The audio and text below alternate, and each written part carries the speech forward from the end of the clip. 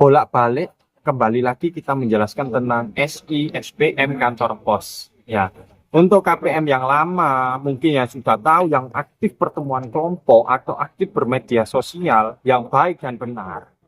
Itu sudah tahu apa sih itu SI, apa itu SPM, apa itu penyaluran di SIKNG. Data update-nya di sana. Nah, bagi KPM yang lama itu pasti sudah tahu. Tapi untuk yang baru, ini sesuatu informasi yang wow, yang spektakuler, sahabat-sahabat.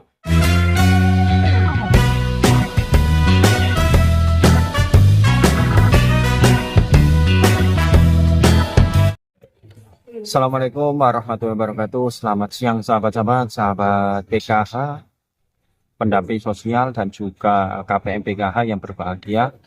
Baik sahabat-sahabat, di video hari ini kita akan membahas tentang betapa persiapan penting dalam menyongsong penyaluran tahap 1 atau pencairan tahap 1 Bansos PKH untuk seluruhnya teman-teman pendamping PKH dan juga KPM PKH.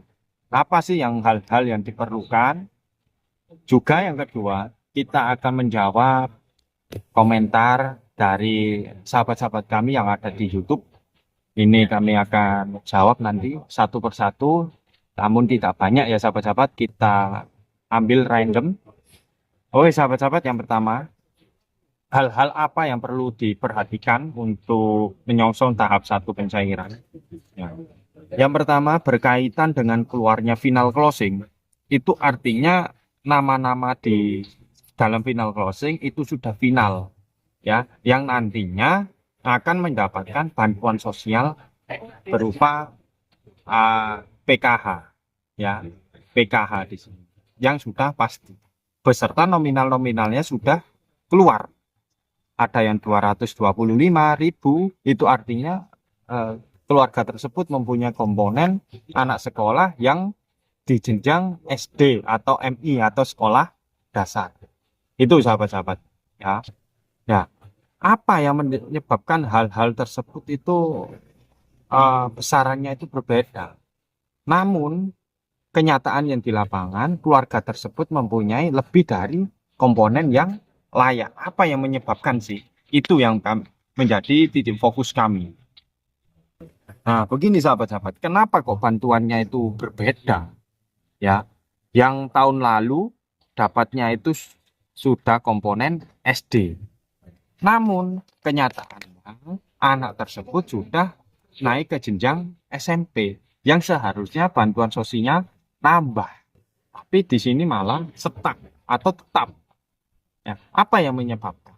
Yang pertama, si KPM ini ya tidak mengupdate data. Ada di mana Mas datanya? Ya, sahabat-sahabat, ada dua yang harus diupdate. Yang pertama, ya, yang pertama update dapodik di sekolah. Dapodiknya harus sinkron, sudah sinkron.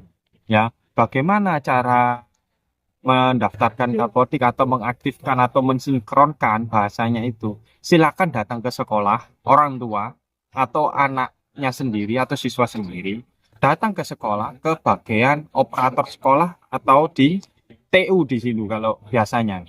Ya, tolong ditanyakan, Pak, Bu, yang membidangi tersebut, dapodik saya bagaimana, sudah masukkah di sekolah ini? Kalau sudah masuk, tinggal menunggu verifikasi di sistem SIKNG. Nah, itu yang pertama. Yang kedua, mengupdate di operator desa.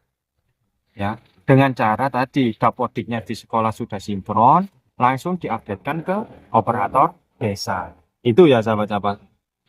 Yang kedua, hal yang perlu diperhatikan adalah kewajiban KPM PKH. Apakah kewajibannya? Hanya satu sahabat-sahabat yang penting menurut kami ya, yang diantara yang penting-penting ini yang paling penting, yakni pertemuan kelompok hadir, meskipun itu diwakilkan. Ya, pertemuan kelompok sahabat-sahabat di sini nggak sering kayak sekolah gitu, hanya 1 bulan 1 kali. Bapak Ibu yang menjadi KPM PKH wajib untuk datang dan menghadiri pertemuan kelompok tersebut.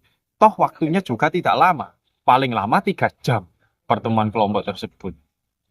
ya. Nah, di sana ada proses-proses verifikasi, memberi materi P2K2 yang ada sejumlah 6 modul. Itu yang perlu sahabat-sahabat. Tidak melulu tentang bansos ini hanya kapan cair, uangnya berapa, cairnya berapa, nominalnya berapa. Enggak gitu sahabat-sahabat.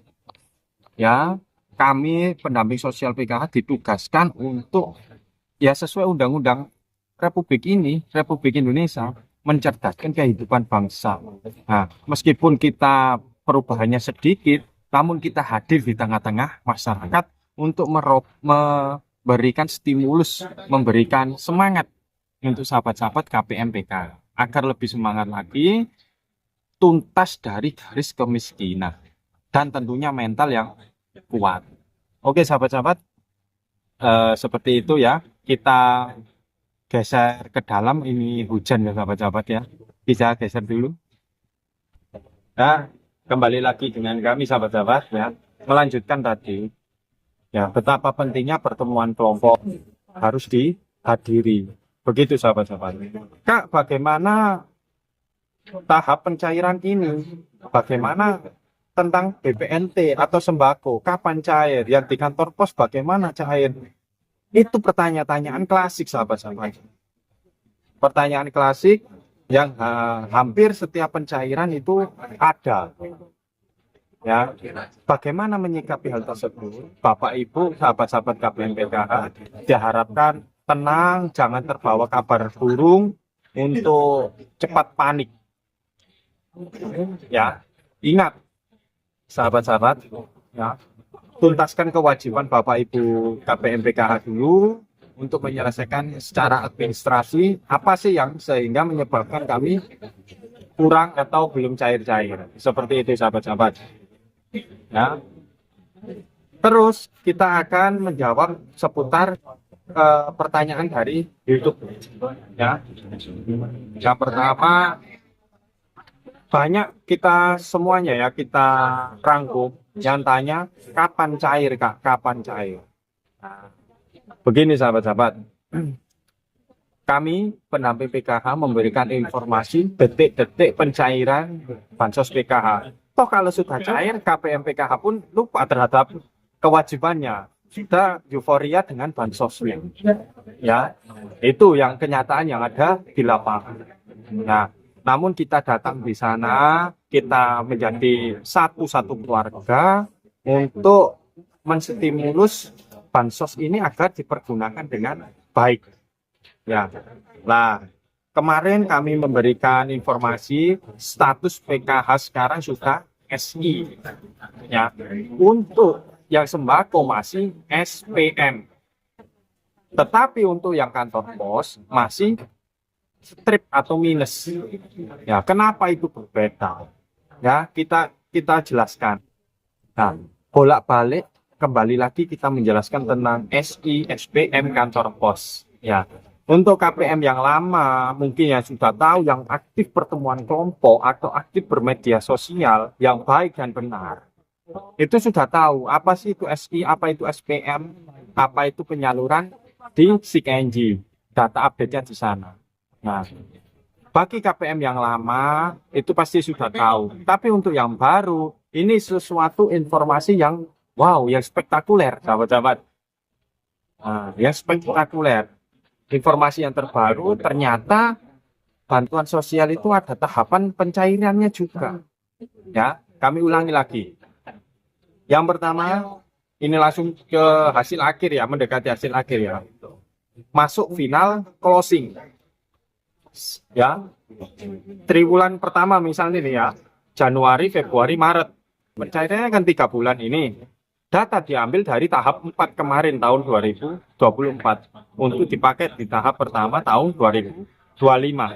Muncullah final closing. Nah, final closing ini nanti naik lagi ke data bayar masuk di SP2D untuk pembayaran.